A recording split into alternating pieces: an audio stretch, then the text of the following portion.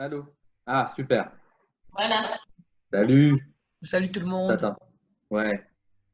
Salut Betty, tu vas bien? Salut Valérie. Alors, Salut, Valérie. Salut, Bonjour. ça va? Ah, Betty, elle est- D'accord. Bonjour Valérie. Bonjour. Oh, une minute. Ouais, salut tout le monde. Je sais pas pourquoi Eh. on voit. C'est marrant ça. On voit ta photo. Ben ouais, on me voit pas en live. Alors, qu'est-ce qui se passe? Regarde, on the bottom left, il y a marqué un truc stop video ou Start non? video. Ouais. Alors, choose virtual background, video settings. Ah oui, moi j'ai même pas commencé la vidéo, d'accord. Bonjour. Salut.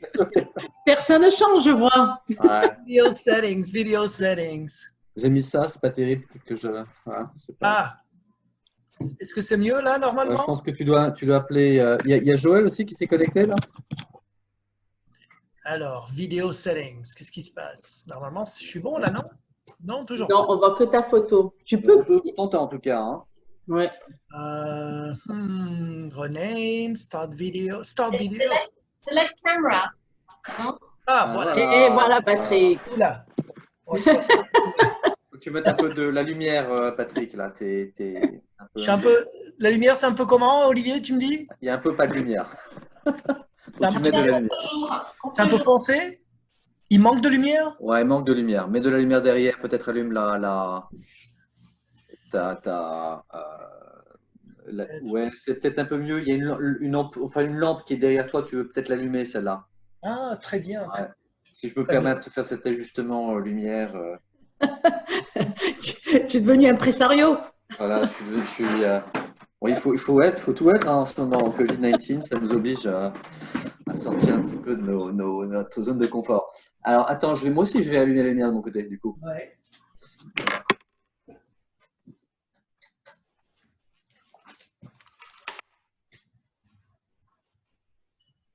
Voilà.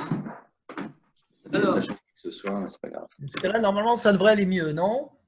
Ah ouais, moi, je vous vois très bien toutes, tous et toutes. Très bien. On va nettoyer les lunettes, bien sûr. Ah, il y a Joël qui est là aussi, super. Bonjour Joël. Ah. Je crois que ça, c'est les participants qui vont rejoindre plus tard, non? Bon, écoute, comment est-ce qu'on va, peut-être on peut régler la lumière ici par rapport à stop vidéo, pin vidéo, spotlight vidéo, non? Spotlight. Qu'est-ce que ça dit, spotlight? Ah non, spotlight, c'est juste pour voir tout le monde, en fait. Bon, bah écoute, je suis en train de... Bonjour Valérie, déjà, tu nous fais l'introduction? On ne sait pas qui c'est. Valérie, je pense que travaille chez… Ah oui, pardon, tout à fait. Valérie, comment vas-tu? Ça va très bien, merci. Et toi? Alors Valérie, c'est la personne en effet qui est responsable de New York, d'Accueil New York, et c'est elle qui va nous faire donc une petite présentation. Alors Valérie, si tu n'as pas rencontré les autres personnes, donc voilà donc bien sûr Maître Olivier Dupont et Betty. Salut. Moi, je crois que je vais déménager en bas parce que j'ai peur que mes enfants ils se réveillent, ils se mettent à chanter. C'est vrai? Ok. Donc voilà, apparemment les gens les gens vont se brancher vers 11h. Donc on a 10 bonnes minutes déjà. D'accord, très bien. Alors on m'a parlé d'une fonction comme quoi on pouvait rendre ça live sur Facebook et YouTube. Ouais, je vois ça. Donc dès que ça commence, j'appuierai sur live Facebook et live YouTube. Très bien. Ouais. Ok. Alors, il y a Joël qui dit qu'elle n'a pas le son. Ah, alors il faudrait qu'elle règle le son on her end, de son.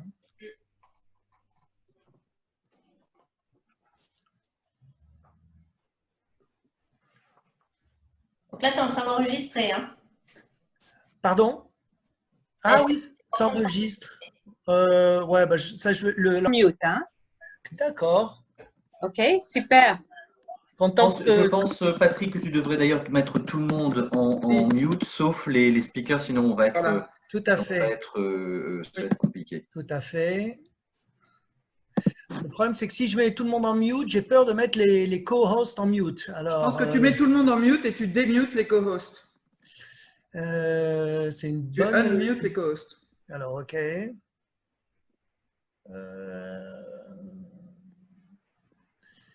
Alors, où est-ce qu'on voit ça? C'est pas dans participants, apparemment. Ah oui, mute all. OK, mute all, sauf Voilà. les participants. On va pas OK. Voilà. peut-être.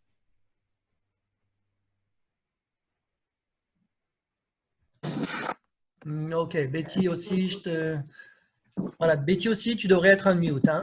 Je suis unmute, yeah. Ouais, ça y est, j'ai commencé le meeting, fallait gagner. Et maintenant, Olivier, tu peux changer ton prénom.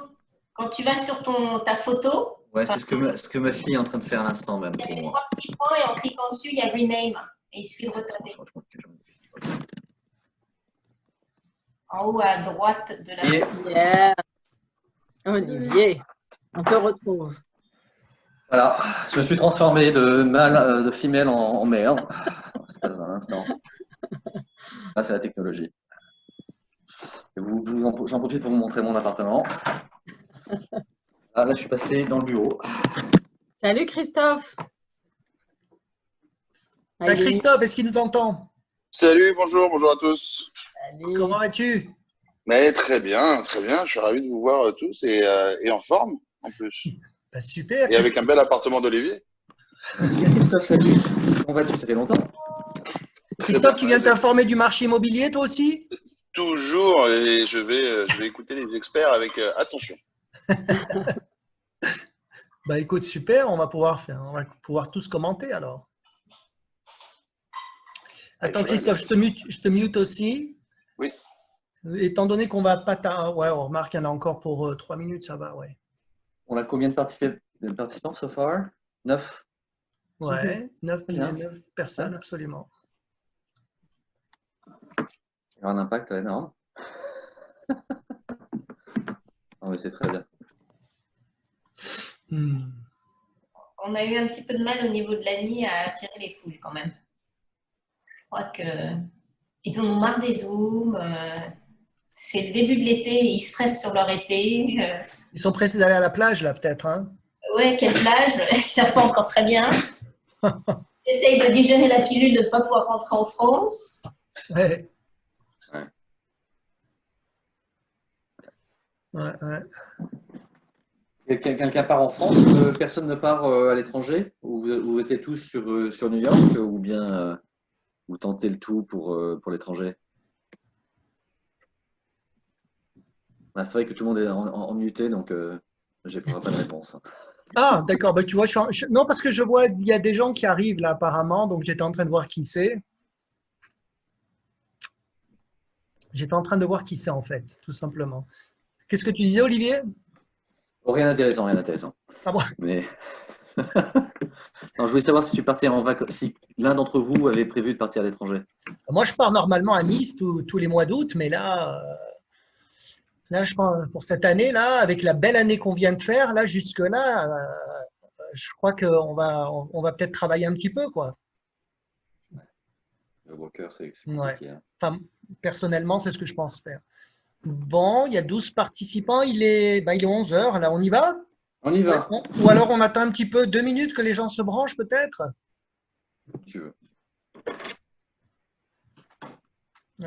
Qu'est-ce que vous en pensez? Ouais, on peut attendre 2 minutes. Où est Valérie? Je l'ai perdue. Elle est là, mais elle est en mute. Ah, elle est en mute. Bon, je vais la démuter. Voilà. Ouais. Si on n'est pas nombreux, peut-être qu'à ce moment-là, on démute. Et puis, qu'est-ce que tu en penses? Là, je pense que ouais, on peut peut-être commencer maintenant avec Valérie, peut-être. Ah, il y a des gens qui arrivent là. Ils sont en train de se- Bon, on va attendre encore un peu alors. On est 14 là. Ouais. En général, je commence toujours 3-4 minutes après. Je laisse toujours 3-4 minutes de battement.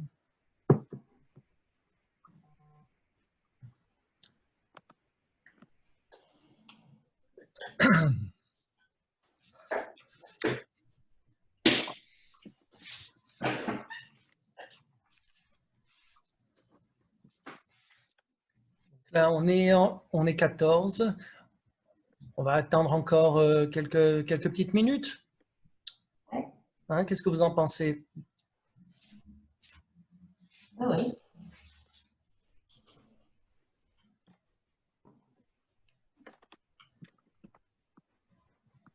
Est-ce que tout le monde nous entend bien? Ouais, non, enfin, nous, on s'entend bien jusque-là, ça va? Oui. Ouais, ça va pour tout le monde? Bon, très bien.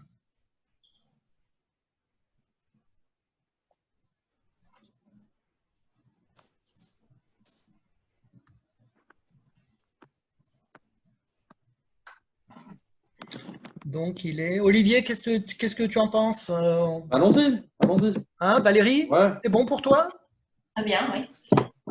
Bon, ben, Valérie, honneur à toi. Alors, on y va. Bonjour à tous.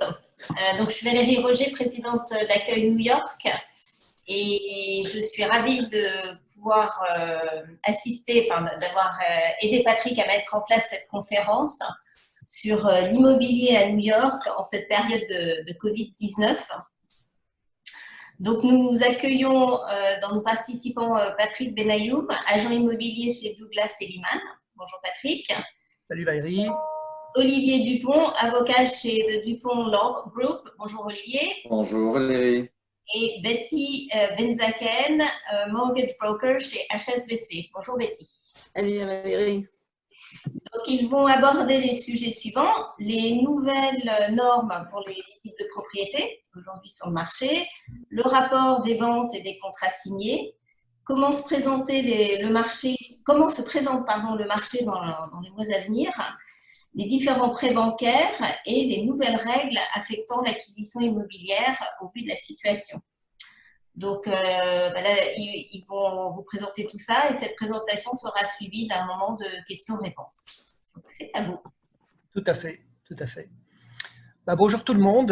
Déjà, merci de participer. Ça me fait plaisir de voir des têtes familières aujourd'hui, surtout que depuis 3 mois, enfin, personnellement, moi, je suis resté assez confiné, donc je n'ai pas vu vraiment beaucoup de monde.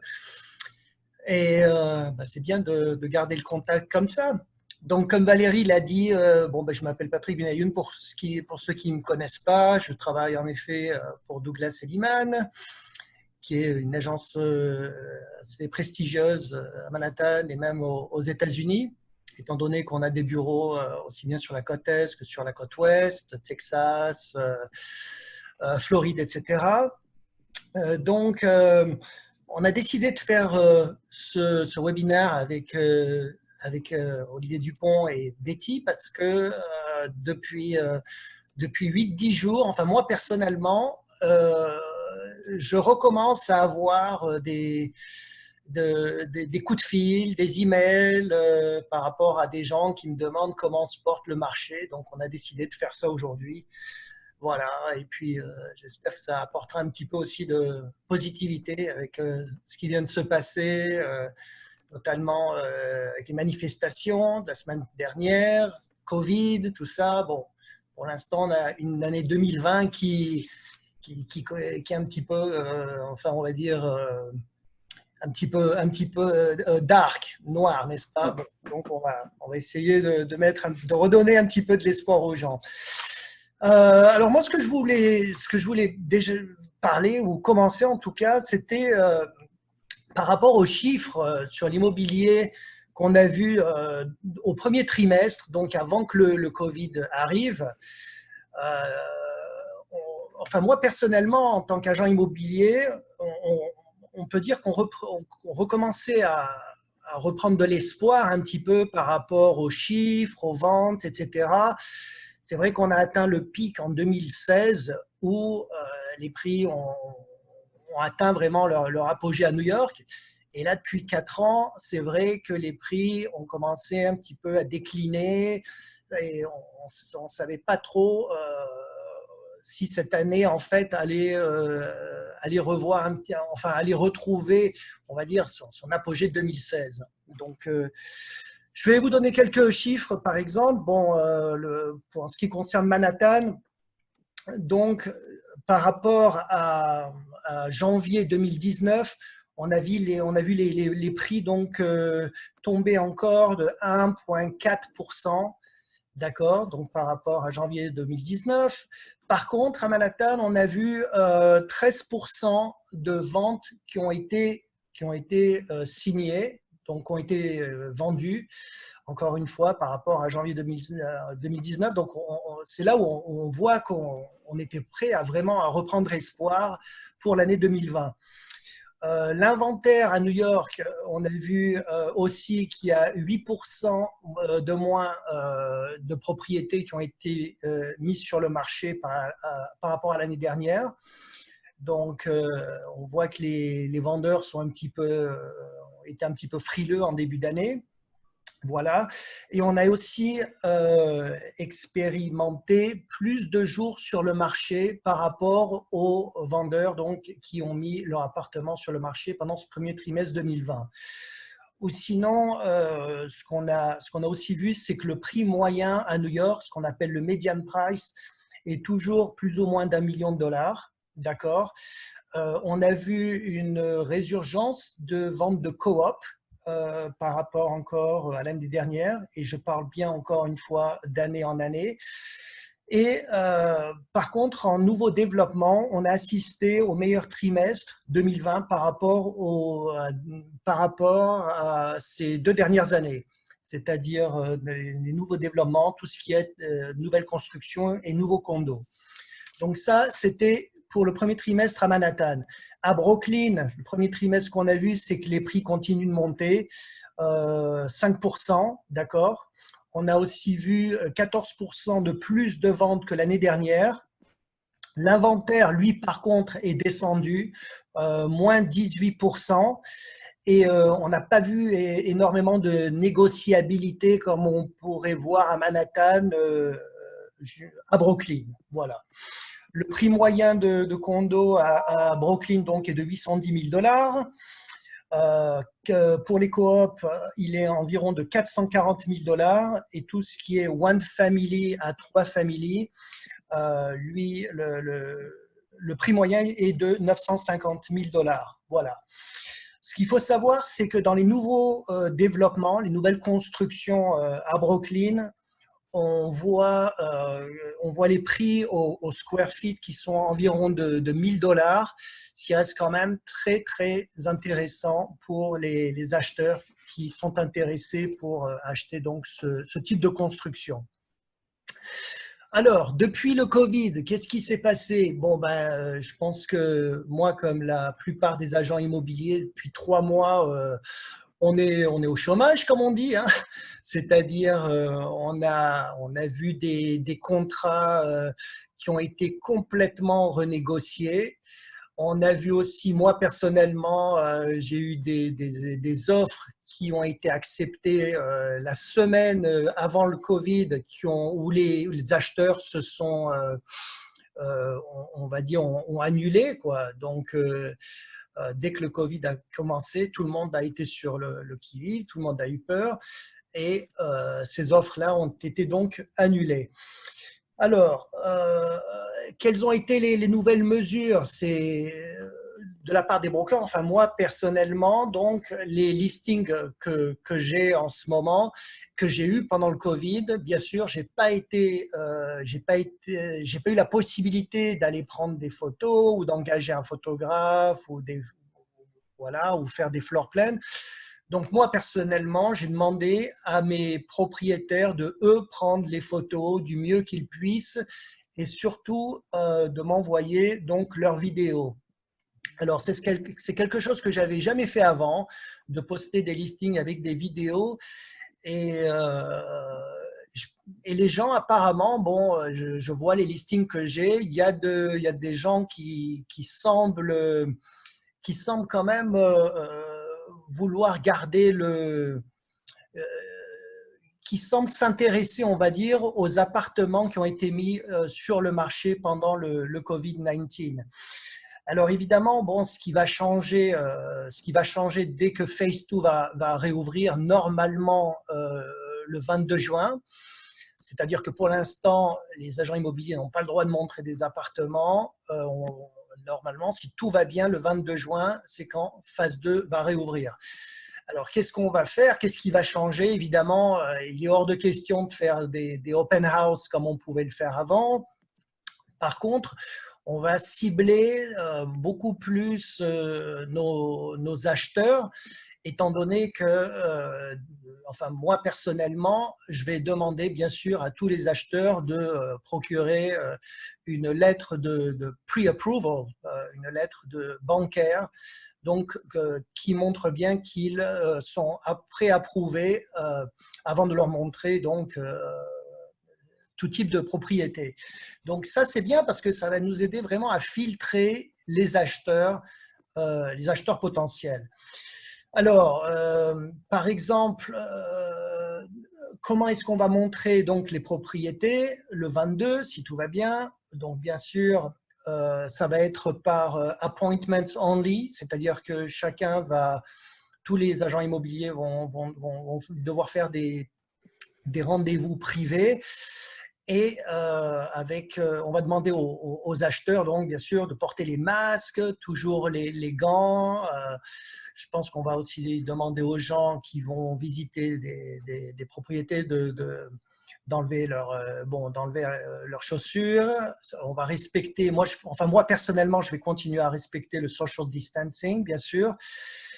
Et ce qui est très important aussi, je pense, c'est que les vidéos qui sont assez nouveaux, je veux dire, enfin en tout cas pour certains agents comme moi, je pense que ça va aider aussi à filtrer justement tous ces types d'acheteurs qui vont vouloir voir des propriétés.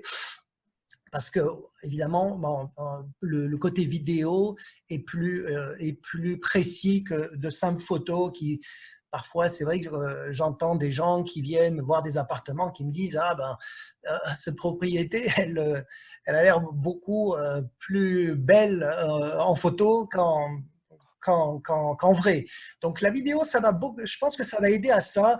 Et ce que j'aime bien aussi avec la vidéo, c'est que on garde quand même le côté humain, c'est-à-dire qu'un agent qui montre une propriété, l'agent peut parler pendant la vidéo, il peut décrire la maison. Donc, vraiment, je pense que ça va faire gagner du temps, autant aux agents qu'aux acheteurs, tout simplement.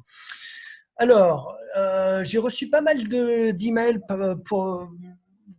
justement par autant de potentiels acheteurs que vendeurs me demandant un petit peu comment est le marché en ce moment, c'est-à-dire en ce moment, là où on parle. Alors, je vais vous donner quelques chiffres, ce que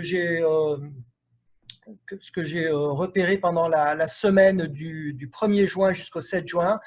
Bon, comme je vous disais, c'est vrai qu'il y a énormément de contrats qui ont été renégociés donc, pendant le Covid.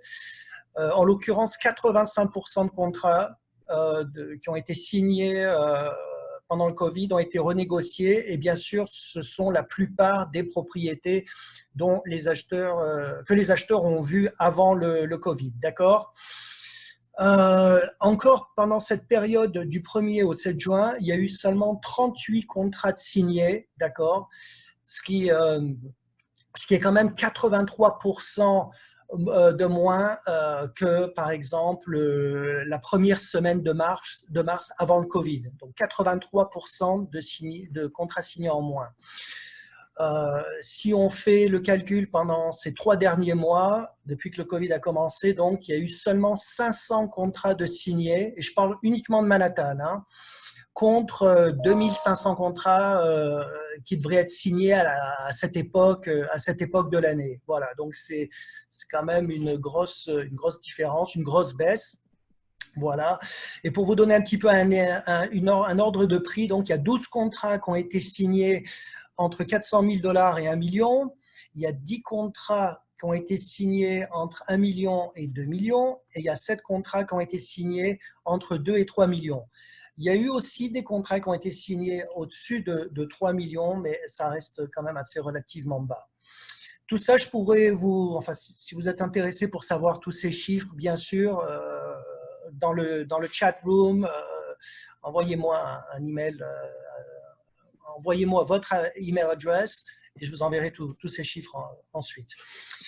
Ensuite, ce que je voulais vous dire, donc, à part cela, c'est que ce qu'on a vu et je pense ce qu'on va continuer de voir quand la phase 2 va réouvrir, c'est que les propriétés en dessous d'1 million, c'est ce que moi, en tout cas, j'ai le plus de demandes, tout ce qui concerne, que ce soit les condos ou coop. En dessous d'1 million, ça reste quand même un chiffre enfin, plus abordable. Tout ce qui est au-dessus d'1 million, donc ça reste quand même pour un certain type d'acheteurs, en tout cas. Mais je pense qu'on va voir ça, ce prix, cette rangée de prix, c'est ce qu'on va expérimenter, je pense, pendant tout cet été. Ensuite, les gens me demandent aussi comment est-ce que j'envisage de voir le marché quand la phase 2 va réouvrir. Moi, personnellement, je pense que on va être super busy. Pourquoi? Parce que les gens sont restés confinés pendant 3 mois. Là, ils ont envie de ressortir.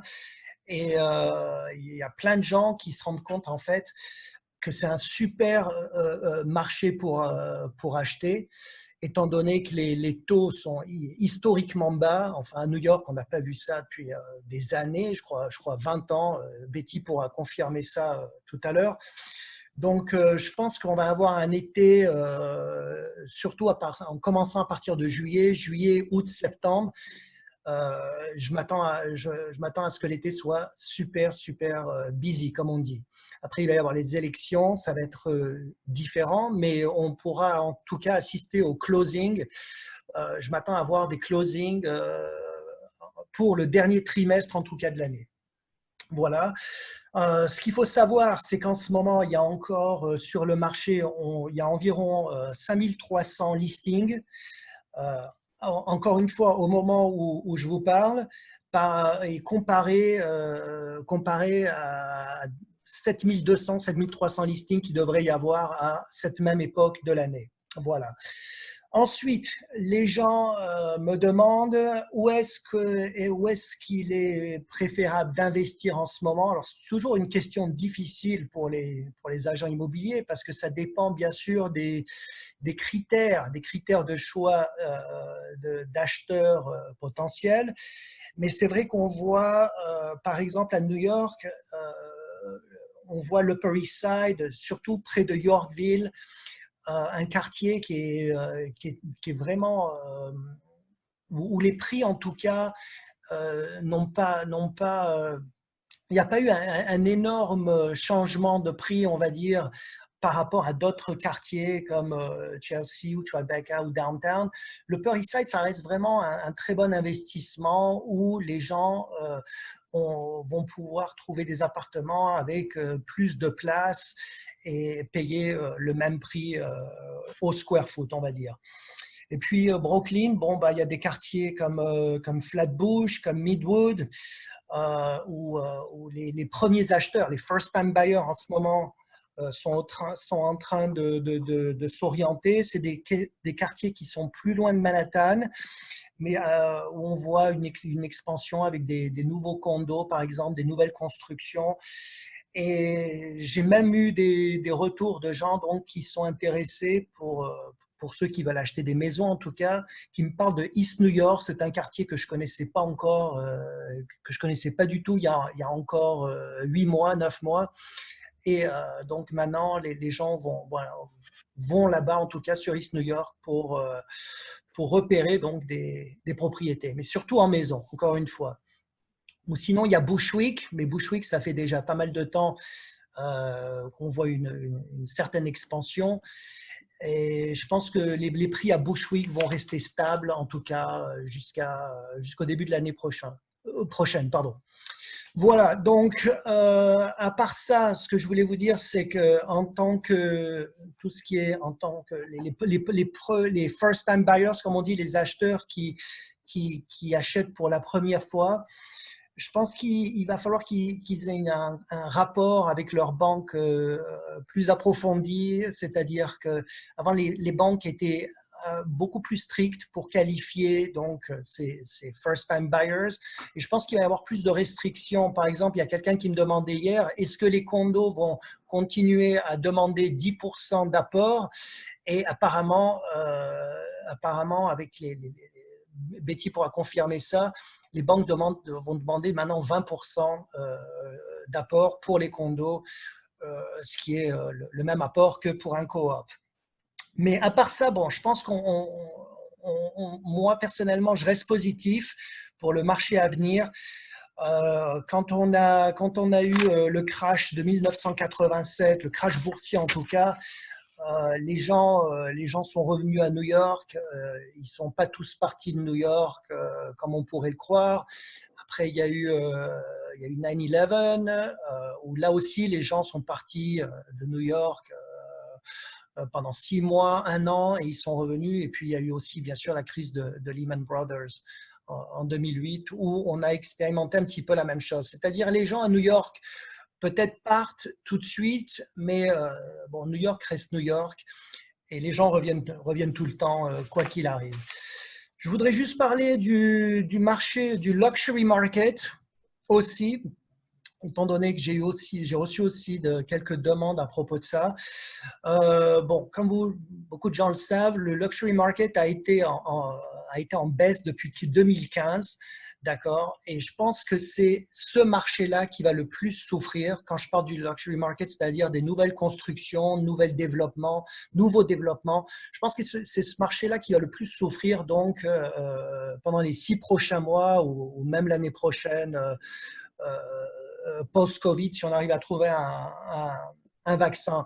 Et les raisons, il y a plusieurs types de raisons. C'est que bon, les gens qui achètent des nouveaux développements ou des condos à ou des condos ou des coops à plus de 4-5 millions, ils doivent payer non seulement des property tax, mais ils doivent aussi payer ce qu'on appelle la mortgage recording tax. Ils doivent aussi payer des real estate transfer tax, notamment quand ils achètent une nouvelle construction. Ainsi que la sold tax. Donc tout ça, je pourrais vous expliquer ça si vous m'envoyez un email. Bien sûr, je pourrais vous dire la différence de toutes ces taxes. Il y a aussi la mansion tax qui est au-dessus de $1 million quand on achète des propriétés à plus d'$1 million. Et il y a aussi la capital gains tax quand on veut revendre son appartement. Tout ça, je pourrais vous l'expliquer en privé. Ce qu'il y a de bien, enfin, dans le malheur du Covid en ce moment, pour les gens qui sont intéressés à acheter des nouvelles propriétés ou des nouveaux développements plutôt, c'est que maintenant les sponsors, les propriétaires de toutes ces nouvelles tours sont prêts à payer maintenant, à faire des concessions, c'est-à-dire à offrir la transfer tax, d'accord, à payer aussi le mortgage recording tax et même de payer leurs propres frais d'avocat qui normalement doivent être payés par les acheteurs. C'est-à-dire quand un acheteur achète une nouvelle construction, l'acheteur en général doit payer cette transfer tax et ce qu'on appelle donc les sponsor attorney's fees qui sont les frais d'avocat du vendeur. Je pense que les nouvelles constructions sont aussi les propriétés où on va avoir le plus de négociations par rapport à une revente. Là, je parlais à 2-3 amis agents qui me disaient qu'ils avaient dû renégocier leur offre pour 2 nouvelles constructions à Manhattan, au-dessus donc de 4 millions. Et donc, la vente à 4 millions a été renégociée à 17% à la baisse et la vente à 7 millions a été renégociée à 19% à la baisse. Encore une fois, donc, nouvelle construction. Ce qu'il faut savoir aussi, c'est que pour le marché des nouvelles constructions, il y a 6000 unités qui vont devoir être vendues, enfin en tout cas qui ont été construites. Et 6000 unités, c'est énorme. Je pense que ça va prendre entre 5 et 6 ans à se vendre. Donc, encore une fois, c'est un bon moyen pour les acheteurs potentiels pour ce type de propriété d'avoir une meilleure négociation. Voilà, donc je vois qu'il est déjà 11h25, je parle beaucoup. Je voulais aussi passer la parole donc maintenant à Betty Benzaken qui va pouvoir nous parler justement de tout ce qui est prêt bancaire, comment elle imagine le marché dans les prochains mois. Et encore une fois, donc, pour tous ceux qui ont des questions, n'hésitez pas. Je vous invite à marquer votre email dans le chat room et j'y répondrai, moi ou Betty ou Olivier, aussitôt que possible. Je vous dis à très bientôt et je passe la parole donc à Betty. Merci Patrick, bravo, très belle présentation. Alors moi je me présente, Betty Benzaken, je travaille à HSBC Bank, ça fait 15 ans que je travaille à HSBC, j'étais 4 ans en private banking et 11 ans en mortgage. Juste un petit background parce que je me dis toujours c'est bien de relier on a personal level. Née au Maroc, grandi à Montréal, j'ai fait mes études au HEC à Montréal. Et ça fait 26 ans que je suis à New York. Alors, voilà mon petit parcours ici. Maintenant, en termes de mortgage, de pre-approval, qu'est-ce qui se passe avant et après le COVID? Franchement, pour nous, il n'y a pas eu d'énormes changements dans le sens où on a continué à faire tous nos mortgages pour ce qui est primary home, second home. La seule chose qu'on a arrêté de faire pour l'instant, c'est l'investment properties. Et je suis confiante qu'on va les reprendre dans quelques semaines ou quelques mois. C'est vraiment la seule chose qui a changé pour nous. Bien sûr, le processus a changé aussi dans le sens où les appraisers ne pouvaient plus vraiment rentrer dans les appartements. Donc, on s'est réadapté, on a fait des drive-by. Les closings ne pouvaient pas vraiment se faire en personne et ça, Olivier va expliquer. Donc, il y a ces petits changements-là. Mais sinon, pour nous, on continue à faire 80% de financement pour primary home et second home. Les taux sont assez bien. Par exemple, pour un 30 ans, on peut donner à peu près 3,25% pour une primary home. Pour un 10-1 arm, c'est à peu près 2,9. Pour un 7-1 arm, c'est à peu près 2,7. On fait aussi les refinancements de la même manière. On continue à faire 80% de refinancement. Les taux seront bien sûr toujours un petit peu plus hauts quand c'est du refinancement. Le 30 ans, c'est à peu près 3,5. Le 10-1, c'est à peu près 3,1. Qu'est-ce qu'on a continué à faire? On continue à mettre les titles sur des LLC si c'est ce que le client veut faire. Le timeline, ça prend un peu plus de temps. Ça prend, au lieu de prendre, disons, 60 jours, ça va prendre peut-être 75 jours. On continue à travailler avec les clients internationaux. Qu'est-ce qu'un client international? C'est un client qui travaille et qui habite à l'extérieur des États-Unis, par exemple en France, et qui veut s'acheter un pied-à-terre aux États-Unis. On continue à leur donner 70% du prix d'achat. Quoi d'autre? Si un client il s'est fait transférer par sa boîte avec un visa, il se fait transférer aux États-Unis. En général, s'il n'a pas le 2 ans de credit history, c'est très difficile pour lui d'avoir un mortgage. Nous, on le fait dès qu'il déménage ici. On peut lui donner jusqu'à 75%. Même s'il est encore en France et il sait qu'il va déménager dans un mois, on commence tout le processus, on leur donne quand même 75%. Donc, ça veut dire qu'il n'y a pas eu d'énormes changements, franchement, à part les investment property qu'on ne fait pas de mortgage maintenant.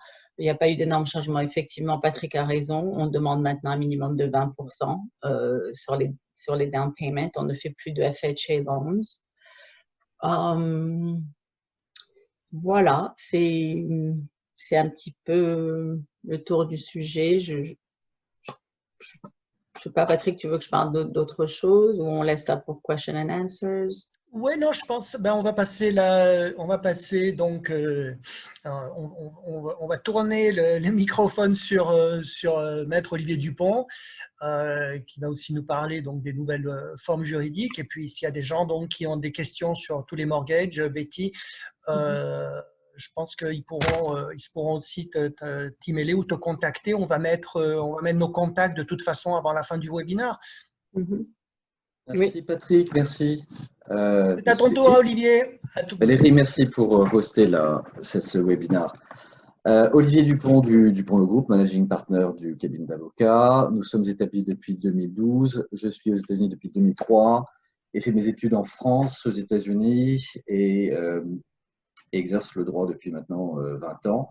Plus de 20 ans. Le cabinet spécialisé conseille les entreprises, mais aussi les particuliers dans leurs problématiques droit des sociétés, droit de l'emploi, droit commercial, droit de l'immobilier. On fait aussi droit de l'immigration maintenant depuis 2-3 ans. Le thème de cette conférence, c'est globalement, est-ce que c'est le moment d'acheter, est-ce qu'on peut acheter, est-ce que c'est le moment de vendre dans le contexte actuel. D'un point de vue juridique, il n'y a rien qui s'oppose de le faire. Si vous voulez acheter demain, évidemment, un bien, si vous trouvez un vendeur, vous allez pouvoir closer d'un point de vue juridique le deal avec les avocats. Rien ne s'y oppose. Donc la question, c'est, je pense, elle est différente en fait selon qu'on veut acheter en tant qu'individu, enfin qu'on veut acheter pour sa résidence principale ou si on veut acheter en tant qu'investisseur. En tant qu'investisseur, c'est un peu compliqué en ce moment parce que les locataires qui veulent acheter dans un contexte où on ne sait pas si le locataire, on va trouver un locataire et si le locataire va payer.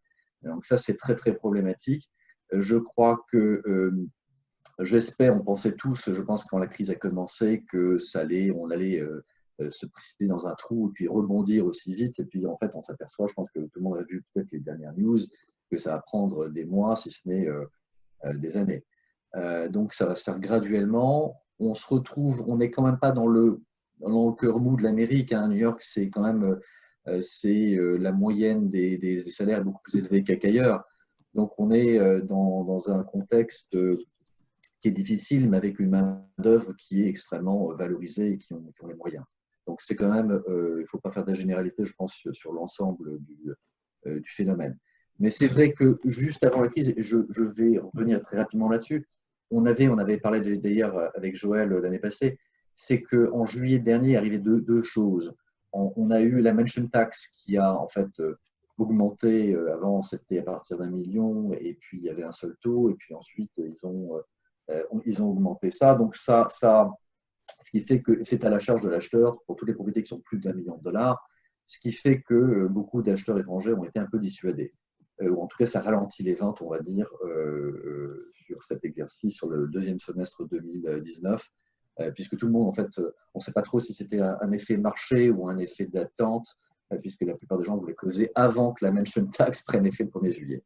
Il y a un deuxième qui est un peu plus concerning si on veut être acheteur dans l'immobilier, c'est ce qui s'est passé au niveau du Housing Stability Tenant Protection Act. C'est donc le 14 juin 2019, on a la législature au niveau de la ville de New York qui a pris une loi qui est assez catastrophique si on est propriétaire, enfin pas catastrophique, mais en tout cas qui met beaucoup de safeguards de protection côté locataire. On pouvait avant avoir un loyer, une sécurité de plus d'1 mois, maintenant c'est limité à 1 mois, les frais de retard sont limités, et surtout, pour moi, le plus problématique, je trouve, c'est la notice de non-paiement. C'est-à-dire que si on n'envoie pas la notice, votre locataire ne vous paie pas, et vous n'envoyez pas la notice de non-paiement dans un certain délai, et ben, vous ne pouvez pas recouvrir le montant des loyers, ce que je trouve complètement fou. Mais donc, on est dans un contexte très progressiste, en réaction peut-être avec l'administration fédérale actuelle ou en Californie, mais à New York aussi, on a des législatures qui sont extrêmement progressistes et veulent protéger, un peu comme le socialisme en France, on va dire, et qui va protéger le locataire dans tous les sens. Covid-19, on accélère 6 mois plus tard, ou 9 mois plus tard, on est en mars, on a le Covid-19 et on a évidemment, c'est compliqué d'acheter. Compliqué d'acheter parce que comme Patrick l'a dit, on ne peut pas visiter les premises. Je suis sur deux boards de coop. Je peux vous dire qu'on a adopté chacun des 2 boards ont adopté sur la recommandation des managing companies des restrictions sur la visite de toute personne d'ailleurs, mais aussi la visite. Il n'y a pas de ce qu'on appelait des open house, donc des espèces de meetings. En général, c'est le dimanche où le broker permettait à tous les acheteurs prospectifs de venir, on n'en fait plus. Donc ça, c'est très compliqué. Je crois que d'un point de vue juridique, au niveau de donc au niveau pour venir à l'achat-vente, je crois que le contexte est compliqué aujourd'hui, mais comme on le dit en français, c'est au son du canon qu'on achète et pas au son du violon. Donc je crois que quand on veut acheter une résidence principale, c'est irrelevant, il n'y aura pas de locataire, ce sera nous. Donc je pense qu'il y aura peut-être des bonnes affaires à faire, je ne sais pas. Quand on veut investir en propriété, je pense que si, il peut y avoir des bonnes affaires. Je sais que il y avait des biens qui étaient sur le marché depuis un certain temps, bah, ils le sont d'autant plus. Est-ce que les gens vont se précipiter aux portes comme l'espère Patrick? Je n'en sais rien. Ce que je pense de mon côté, c'est que si on veut, effectivement, on n'a pas froid aux yeux et qu'on pense que le marché New York est un marché qui est fort et qui ne va pas partir comme ça, c'est peut-être le moment d'acheter au point de vue d'immobilier d'investissement. Donc, ça, c'est my personal take on this. Il y a les facteurs de complication, je pense, qui sont des facteurs marché et qui fait que, globalement, si on veut acheter maintenant pour l'immobilier d'investissement, on va aussi se poser la question du financement. On peut mettre peut-être 10% en payment down, maintenant ça va passer à 20%.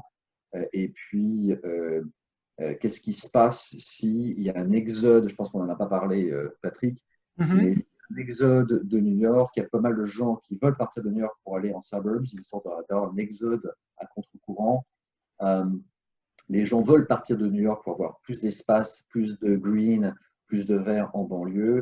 Et donc, on risque d'avoir plus de… En fait, ce qui est intéressant, c'est qu'il y aura plus de biens sur le marché, peut-être une certaine catégorie de biens et pas tout le monde, parce que pas tout le monde peut partir en suburbs. Mais ça, si on a un afflux de biens sur le marché, ça devrait logiquement faire baisser le prix.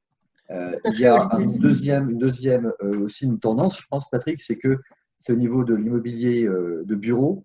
Exactement. On a des millions, on a des millions de square feet qui vont être déversés sur le marché parce que les grandes banques, parce que plein de professionnels se sont dit, travailler à la maison, finalement, c'est faisable, ça marche, il y a des vidéos Zoom, faisons-le, on ne va plus payer de loyer et donc on va se retrouver avec peut-être, je ne sais pas comment vont réagir en réalité les professionnels de l'immobilier de bureau, mais je pense qu'il va y avoir peut-être, si c'est un phénomène catastrophique, il va y avoir sans doute de la reconversion de certains immeubles en immeubles d'habitation. Ça s'est fait downtown, comme sans doute pas mal de gens le savent ici.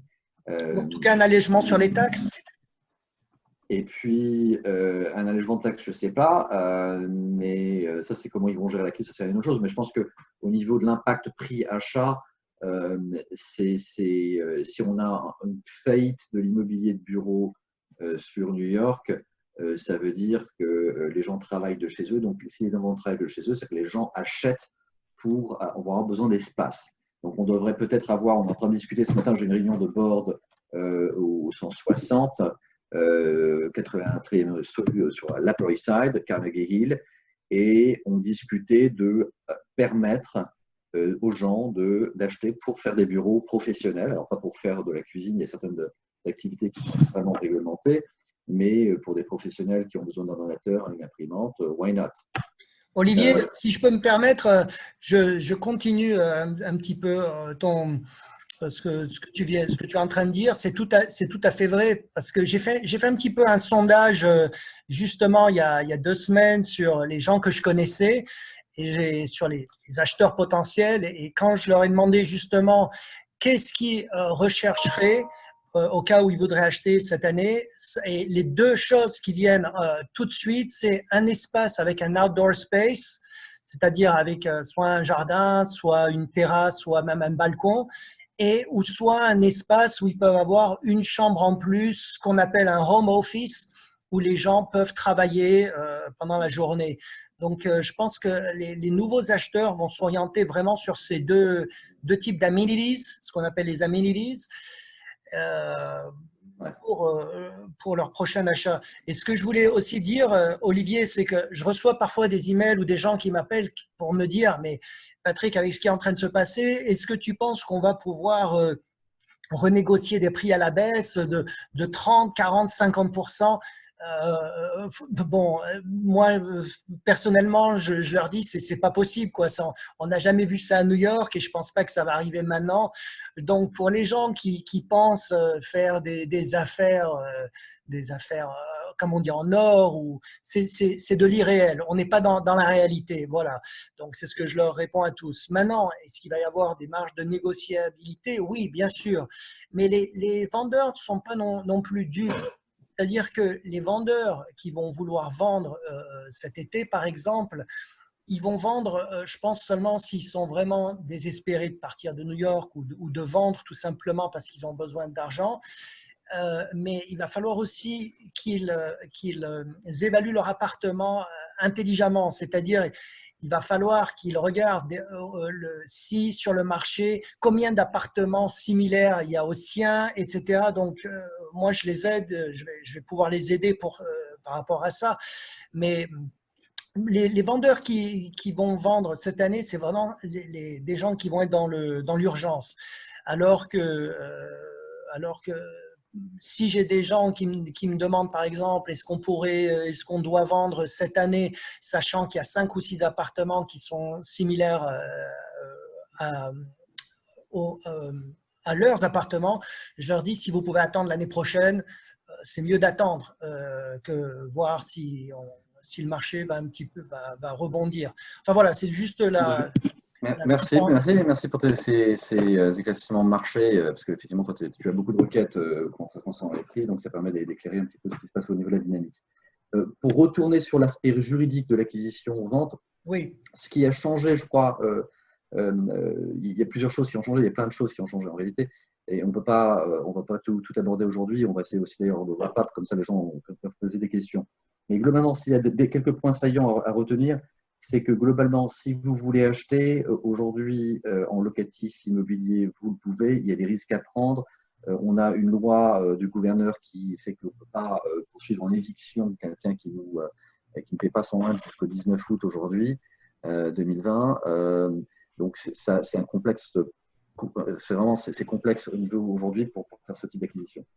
Au niveau de la mécanique juridique, certains de vous le savent déjà, il y a dans le processus d'acquisition américain, il y a la diligence qui se fait avant de signer un contrat. On signe un contrat, mais signer le contrat, il n'y a pas de transfert de propriété. C'est co-closing qui va y avoir un transfert de propriété et paiement du prix. Au signing, on va payer que 10%.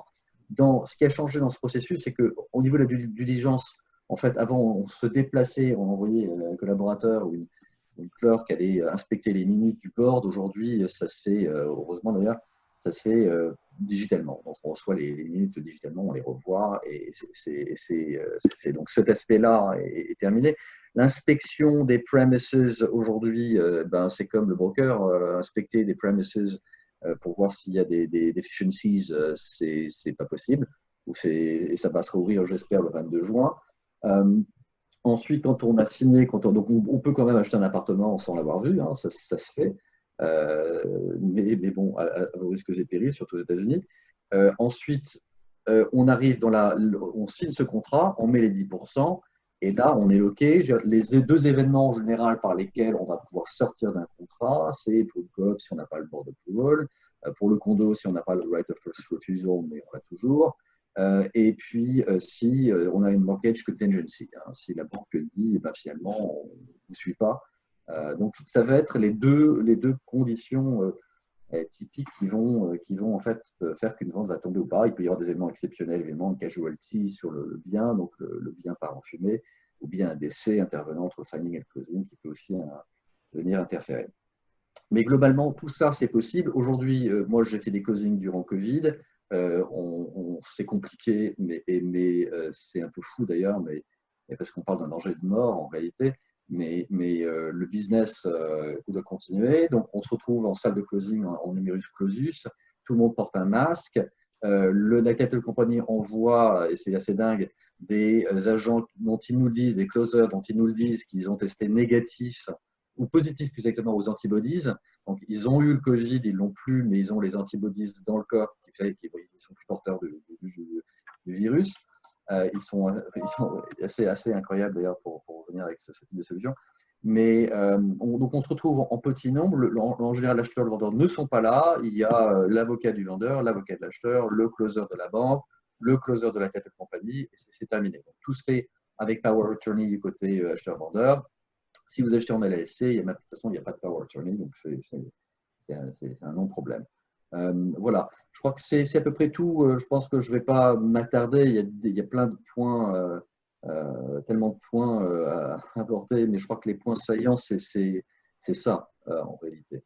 Donc, il n'y a pas d'impossibilité d'acheter. On peut acheter, on fait des closings durant le Covid-19, donc a fortiori, à partir de 22 jours, on en fera d'autant plus. Et puis, logiquement, on devrait être dans une logique qui va être, je ne pense pas que ça va être une avalanche, mais ça va être sans doute une baisse des prix sur un certain type de biens dans New York, et je ne sais pas lesquels. Ça, ce sera au broker de nous le dire et du marché de nous le dire. Bon, très bien, Olivier. Merci de ton intervention. Je pense qu'on peut peut-être commencer à prendre des questions s'il y a des gens qui en ont, justement. Il nous reste environ 15 questions minutes. dans le chat. Donc, je vais unmuter tout le monde, d'accord? Patrick, il y a des questions dans le chat déjà. Dans le chat, alors allons voir les questions dans le chat. Les questions, c'est surtout pour avoir les chiffres communiqués, tout à fait. Pour ceux qui ont envoyé leurs emails, je vous enverrai ces chiffres.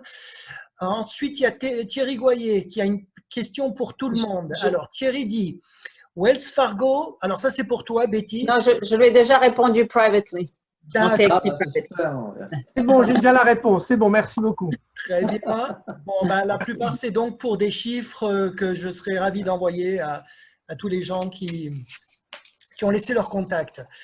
Peut-être que je peux unmuter tout le monde. Et est-ce qu'il y a quelqu'un qui a une question juste J'aimerais faire une remarque, si c'est possible. Alors, deux choses l'une. La plupart de cette discussion, c'est sur l'immobilier de la primary residence à New York City, si je comprends bien. Tout à fait. D'accord. Parce que bon, j'ai un cas de figure, mais qui peut être… Enfin, moi, la seule chose, c'est bon, c'est une forme de question et de commentaire. Je veux juste expliquer une petite expérience qui m'est arrivée, qui peut être intéressante, mais si elle est transposable sur New York, je n'en suis pas certain. Moi, je suis à Philadelphie. J'avais une maison, comme tu le sais, Patrick, en vente pendant 6 mois. Un 3-story, 2000 square feet, un genre de brownstone équivalent à South Philly. Il y a eu la situation a été qu'il y a eu ce qu'on appelle un glut, enfin trop de propriétés à vendre en même temps. Le côté positif, c'est que les prix n'ont pas baissé, donc il n'y a pas eu une chute de prix, personne n'a essayé de… Voilà. Mais bon, au bout d'un moment, je me suis dit, la maison est vide, ça fait 6 mois déjà qu'on ne touche pas de loyer. Alors, on a décidé… J'ai fait un calcul. Alors, je vous en parle parce que ça peut être intéressant pour d'autres. Je me suis dit, mais attendez, avec le Covid, une grande maison, parce qu'on sait qu'une grande maison avec 4 ou 5 chambres à coucher, 3 salles de bain, ce n'est pas très rentable en revenu locatif. On est bien d'accord. Donc, c'est pour ça qu'on voulait la vendre, en fait. Parce qu'on gagnait plus en augmentation du capital qu'en revenu locatif. Mais finalement, avec le Covid, comme vous avez déjà suggéré, Olivier l'a suggéré, le fait d'avoir plusieurs chambres à coucher constitue des bureaux potentiels. Donc, je me suis dit, j'ai fait le calcul, mais en fait, c'est idiot d'essayer de la vendre. Remettons-la en vente avec une augmentation du loyer par rapport à ce qu'on faisait avant, en espérant qu'on va toucher vraiment des professionnels qui souhaitent travailler de la maison d'une manière confortable. Bing, en 24 heures, on l'a trouvé avec des locataires avec un ranking de 98 sur 100, avec un top income de 70 000 $ par an, 3 personnes, donc c'est-à-dire largement au-dessus. Et donc vraiment, et en plus avec un loyer donc, augmentation de 20% avec ce qu'on faisait avant disons, en septembre 2019. Donc, ça voudrait dire qu'en fait, peut-être que de se concentrer, d'essayer trop de vendre, c'est peut-être pas la bonne stratégie nécessairement, et que peut-être que le locatif, surtout quand on a une propriété ou un bien qui a plusieurs chambres à coucher, ou qui peuvent servir de home office, absolument, constitue un avantage nouveau, et voilà, ça change un peu la donne. Donc c'était un peu, je ne sais pas si c'est transposable sur New York City, parce que New York c'est tellement différent, mais je vous laisse commenter. Non, non, c'est un bon point, Thierry. Les gens à qui j'ai parlé, les gens qui pensaient vendre leur appartement il y a encore 4 ou 5 mois, comme je disais, soit ils vont attendre l'année prochaine, soit ils vont tout simplement le mettre en location quand c'est des condos ou quand c'est des maisons. Pour les coops, c'est beaucoup plus strict, c'est moins évident de pouvoir louer. Mais pour ceux qui ont des condos ou des maisons, je suis absolument d'accord avec toi, les gens vont chercher à louer pour ceux qui ne sont pas pressés à vendre. Est-ce qu'on a... Merci Thierry pour cette intervention. Est-ce qu'on a d'autres questions?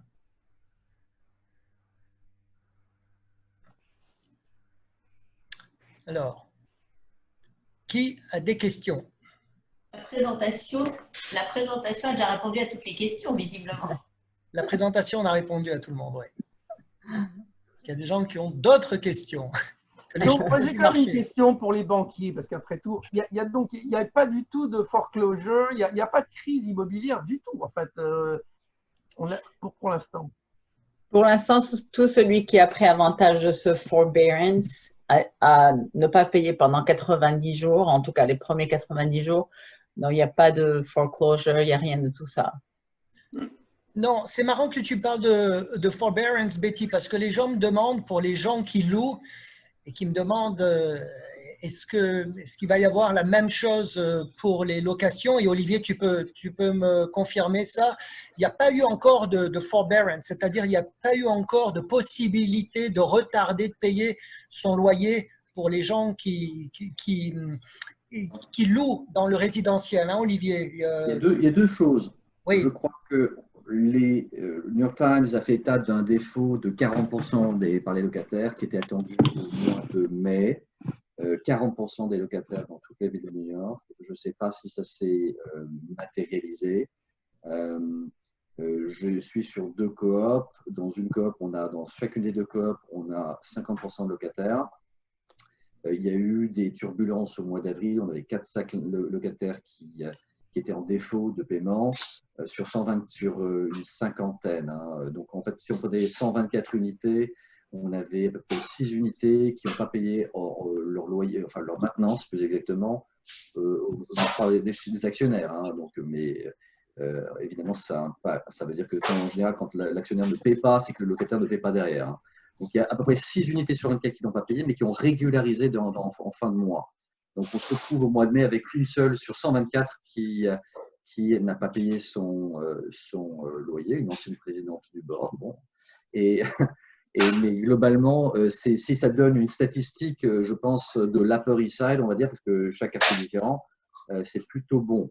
Il y a une deuxième chose, c'est que, pour répondre à ta question, Patrick, c'est que la façon dont les Américains s'y sont pris, enfin, dans l'État de New York, c'est de ne pas dire comme en France, vous ne payez pas le loyer, c'est bon. C'est de dire, on ne peut pas vous poursuivre en éviction jusqu'au 20 août, 19 août. Donc, autrement dit, on ne va pas vous embêter, mais vous devez sachez que ça va vous rattraper bientôt. Donc, je pense que c'est comme ça qu'ils l'ont traité et je pense que c'était d'une certaine façon intelligente parce que c'est une prise de cash flow en fait pour pas mal de gens. Donc, l'espérance, c'est que je vais être sans emploi pendant 2-3 mois et que je vais retrouver mon emploi à partir du mois de juin, juillet, août, quand il y a eu les business ont eu des PPP plans. Et donc, je vais pouvoir finalement rattraper mon loyer, repayer. Je pense qu'il y a une loi aussi est intervenue, parce que c'est des executive orders du gouvernement, du gouverneur Cuomo dans l'État de New York qui sont arrivés. L'un d'entre eux a dit, et je m'en suis servi pour certains de mes clients, vous pouvez appliquer votre security deposit pour payer vos loyers. Et ensuite, vous voyez avec votre landlord pour refund, pour rembourser ou reconstituer ce security deposit. Donc, je crois qu'il y a un certain nombre de locataires qui ont sans doute pu le faire. Je trouve que c'est aussi assez intelligent comme approche. Voilà. D'un point de vue commercial, il n'y a pas ces mêmes bénéfices, même si on l'utilise quand même, parce que je pense que dans mes clients commerciaux, j'en ai pas mal. Beaucoup ont décidé de ne pas payer, hein, clairement. Ouais. Mais ils ont fait le choix délibéré de ne pas payer le loyer au vu des commerces et des bureaux. Donc, c'est parce qu'il y a cette protection qui fait que même jusqu'au 19 août 2020, les locataires commerciaux comme les locataires d'habitation, comme la location résidentielle, on ne peut pas être évincé. Tout à fait. Imaginez si vous êtes locataire commercial et que vous deviez partir en août ou vous devez partir en juin, mais voilà, il n'y a pas d'incentive à partir. Et évidemment, je pense que tous les propriétaires de bureaux sont en état d'armes. Ils sont tous en train de me contacter pour essayer de trouver un deal. Donc, ils veulent une conversation, ils veulent qu'il y ait un dialogue qui continue avec le locataire pour essayer de trouver une solution, un différé, une reconstitution. Ils ne laissent pas la balle, they don't let it go. Hein. Ils veulent qu'il y ait une sorte d'arrangement qui soit trouvé. Voilà, c'est mon expérience. Et Olivier, on est d'accord pour penser que le marché résidentiel va rebondir beaucoup plus vite que le marché commercial? Je ne suis pas broker, encore une fois, mais je Non, mais toi, par rapport à ce que tu vois. Non, par rapport à, je pense à, il y a une chose c'est-à-dire, mes remarques sont des remarques en ce qui concerne le marché de bon sens, enfin d'un individu lambda. Hein. Je ne suis pas expert du tout en la matière, je ne suis pas économiste. Non, mais comme tu as dit, je suis entièrement d'accord. Mais je pense que si on raisonne par rapport à l'offre et la demande et à ce qu'on voit, on va voir inévitablement des millions de square feet de bureaux qui vont être lâchés. Donc, pour New York, la ville de New York qui retire beaucoup de revenus, de taxes de ces bureaux, ça va être très compliqué d'un point de vue budgétaire. Est-ce que ça va se traduire par des augmentations de taxes? Je ne sais pas, mais c'est inquiétant. D'un point de vue de l'autre côté, c'est que les gens, effectivement, vont travailler de plus en plus de chez eux. Et chez eux, quand on est dans un 2 ou un 3 bedroom avec 2 enfants, ou enfin, peu importe la configuration, il faut plus d'espace. Donc, logiquement, on devrait avoir un regain d'intérêt pour le résidentiel. Et j'espère qu'il va y avoir une adaptation à cette nouvelle configuration. Et rajoutons même le résidentiel en proche banlieue. Oui, alors nous, en fait, le thème de cette conférence, c'est quand même New York City. Hein, mais c'est vrai que la banlieue, forcément, il va y avoir, je pense qu'il y a un regain d'intérêt. On connaît déjà des gens qui déménagent dans le Westchester. Hein, ça va être vite. Et ça risque donc de faire baisser peut-être les prix de New York City, peut-être. Il y a aussi, je pense qu'il y a pas mal de contentieux sur un point, c'est qu'il y a une règle d'urbanisme qui permet finalement aujourd'hui dans une residential unit d'occuper 20% de cet espace pour des activités professionnelles réglementées, donc que certaines activités qui sont limitées, hein, en général, encore une fois, ordinateur et printer, pas le cook, pas la cuisine, et dans une limite de 500 square feet. Ah bon, je crois qu'il y a beaucoup de gens qui ne sont pas au courant de ça, beaucoup de boards qui ne sont pas au courant de ça. Oui. Je crois que si certains boards de COP veulent faire des problèmes, ils feront des problèmes. Mais nous, ce qu'on essaie de pousser, en tout cas dans la COP dans laquelle je suis, c'est de permettre d'aller au-delà. C'est-à-dire, très bien, nous, on va permettre carrément que les gens que certaines activités, évidemment, et ce qui aussi signifie qu'il n'y aura pas de réception du public, hein, vous voulez recevoir un client, ou vous allez à l'hôtel, ou vous allez prendre une adresse virtuelle avec une conference room à Midtown, mais vous pouvez venir acheter ce bien. Et d'ailleurs, il y a des avantages. Hein, si vous êtes là et que vous tapotez sur votre ordinateur toute la journée, vous n'allez pas faire beaucoup de bruit. Et puis vous allez partir à 19h, il n'y aura plus de bruit. Les personnes qui résident en dessous ou au-dessus vont bien dormir. Donc, voilà. Et on va s'adapter. En tout cas, je pense que l'immobilier va s'adapter parce que c'est une crise qui est sans précédent, qui touche tout le monde au même moment. C'est une crise et donc ça va entraîner forcément un ajustement des comportements. Tu as tout à fait raison, Olivier. L'immobilier va s'adapter et doit s'adapter, si je devais rajouter quelque chose, étant donné que les taxes immobilières à New York représentent quand même 50% des revenus à New York. Donc, je suis complètement d'accord. 50% des revenus, les taxes immobilières. Absolument, les taxes immobilières. La plupart, oui. Moi, je pense que ça dépend de chaque board, Patrick, mais je pense que dans les deux coops sur lesquels je suis, on a effectivement des taxes qui représentent 50% du budget annuel de la coop. Je crois que tu faisais peut-être référence à ça ou tu faisais référence à autre chose. Non, je pensais les taxes qu'on appelle les property tax que les gens payent, oui, que les gens payent chaque année. Les taxes immobilières représentent 50% du budget de la ville de New York. Donc, ça reste quand même Oui, d'accord. énorme. C'est D'accord. énorme, je ne me rendais pas compte. Alors là, ça me Absolument. surprend. Parce qu'en fait, on paye moins de taxes que bien des autres États, enfin, aux régions, États, etc. C'est paradoxal. Tous les propriétaires à New York, que ce soit du commercial ou résidentiel, payent des taxes. Donc, Oui. c'est pour ça que ça représente un chiffre aussi important. Voilà, je vois qu'il est midi et donc j'aimerais donner la possibilité à des gens de poser des questions s'ils en ont. Alors, j'ai une question, si je peux la poser. C'est Christophe Salut Bourreau. Christophe. Donc, et la question est pour Valérie et à l'accueil New York. C'est intéressant de savoir ce que vous voyez à l'accueil New York en termes de flux de personnes qui sont parties, qui n'ont pas vraiment l'intention de revenir, et de personnes qui avaient l'intention de venir. Et je ne parle pas de ceux qui sont en pause et vont revenir dès que ça se trouve, mais qui ont annulé leur projet d'expatriation dans l'ensemble. Alors on n'a pas beaucoup de visibilité à Accueil New York. Justement, on essaye d'en avoir, puisque ça a forcément un impact sur notre association. On ne se fait pas trop d'illusions sur la rentrée. On ne pense pas qu'on aura tellement de nouveaux. On espère juste garder les anciens. Je sais qu'il y a des gens qui sont partis se confiner en France et qui, donc, pour l'instant, ne peuvent pas rentrer. Je sais qu'il y a des gens qui sont censés arriver pour des nouveaux contrats et qui sont en attente de visa, mais je ne peux pas le quantifier. J'ai encore une fille au lycée français, donc j'ai entendu un petit peu au lycée. Je crois qu'il parle de 10% peut-être de baisse des effectifs, mais ce n'est pas confirmé, hein, donc à prendre avec des pincettes.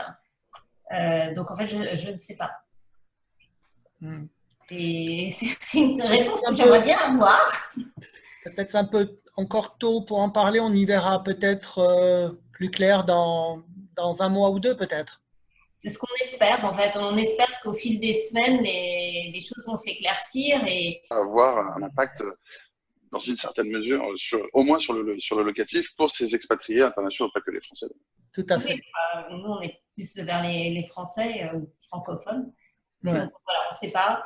Mais il y a toujours cette histoire de frontière de toute façon. Donc, je pense qu'il y a beaucoup de gens qui vont attendre de voir aussi quand les écoles vont réouvrir. Je pense que les écoles, c'est en général un bon indice pour les gens de savoir comment ils peuvent planifier leur destination, s'ils ont envie de partir ou de revenir de New York. Donc, ouais. Okay. Nous, on a dans ce qu'on entend, on a quand même l'impression qu'il y a pas mal de gens qui repensent, si je puis dire, à leur séjour à New York, leur expatriation à New York, qui remettent un peu les choses en perspective. Et c'est pas vrai qu'à New York, d'ailleurs, c'est un peu partout dans le monde. On va avoir parlé à pas mal de gens à droite à gauche. Les choses sont remises en perspective dans la mesure où il y a cette maladie qui se répand partout, que les frontières ferment, donc ça bloque les mouvements et ça crée des inquiétudes et du stress. Et finalement, les gens remettent le fait d'être loin de leur famille sur la table et remettre leur expatriation en perspective. Donc, il y aura peut-être dans, je sais pas, les mois ou l'année des départs ou des gens qui font d'autres choix. Oui, tout à fait. Merci, merci à tous. Merci Christophe pour ta question. Est-ce qu'il y a d'autres personnes qui ont des questions? Ouais. Patrick, excuse-moi, Patrick? Oui. Juste pour préciser, en fait, au registre des Français de l'étranger au consulat, il y a eu 770 radiations depuis 3 mois et 540 inscriptions. Donc en fait, il y a une perte sur 30 000 personnes. Très bien. Merci pour cette intervention. Très bien. Oui, j'avais une question pour Betty. Qu'est-ce que c'est cette situation de forbearance? Pas seulement en loyer, mais en mortgage. Oui, alors presque toutes les banques ont donné cette option pour les gens que c'est difficile pour eux de payer. Donc, ils leur ont donné le droit de ne pas payer pendant 90 jours. Ça veut dire que ce n'est pas un cadeau. Vous devez le repayer. Chaque banque a ses propositions. Soit vous devez le repayer après les 90 jours, lump sum. Il y en a qui les mettent à l'arrière du loan. Donc, chaque banque a ses propositions. Maintenant, juste que vous sachiez, si vous appliquez pour ça, vous n'avez pas le droit de refinancer jusqu'à 90 jours après que vous ayez été current sur votre loan. Ça n'affecte pas ça n'affecte pas votre credit score. On voit quand même que vous avez été en forbearance, mais ça n'affecte pas votre credit score. Donc, c'est ça. En fait, Betty, la forbearance, ça veut vraiment dire possibilité de repousser à payer son crédit, en fait, n'est-ce pas? Exact. C'est juste ça. C'est indifféré. Exactement. C'est avoir le beurre et l'argent du beurre. Voilà. J'en ai profité. Bien pour toi, Thierry. Bien content pour toi. D'autres questions, peut-être? Non, pas pour l'instant. Bon, bah écoutez, en tout cas, j'espère que vous avez appris des informations. Merci à tous les participants d'avoir. Merci à nos 3 intervenants. Merci à toi, Valérie, d'avoir nous avoir donné cette possibilité de faire ce webinaire. Et bon, ben, pour tous les intervenants, je pense que vous avez le contact de Maître Dupont donc, et de Betty Benzaken pour vos questions sur justement les crédits, les mortgages, etc. Et je pense que tout le monde a mon contact aussi. N'hésitez pas. Je n'ai pas très bien compris. Valérie, qu'est-ce que j'ai pas très bien compris là. Qu'est-ce que fait Valérie juste avant qu'on conclue? Je suis présidente de l'association Accueil New York. Accueil New York, d'accord. Voilà, c'est elle qui a aussi organisé ça. Donc, merci à tout le monde d'avoir participé. Ben, je pense qu'on essaiera de refaire ça d'ici quelques temps, peut-être d'ici un mois. Et à bientôt. Restez safe, comme on dit. D'accord, ne sortez pas trop encore, ou en tout cas, si vous sortez, protégez-vous. C'est quand même le plus important. Et on vous voit tous, si tout va bien, ben, dans quelques semaines ou dans un mois. Merci. Merci à vous. À bientôt. Au revoir. Bye, Michel. Thank you. It was a great presentation, everybody. Merci, Michel. Thank you. Salut, Olivier. Salut, ça va? Ça va, et toi? Oui, ça va bien.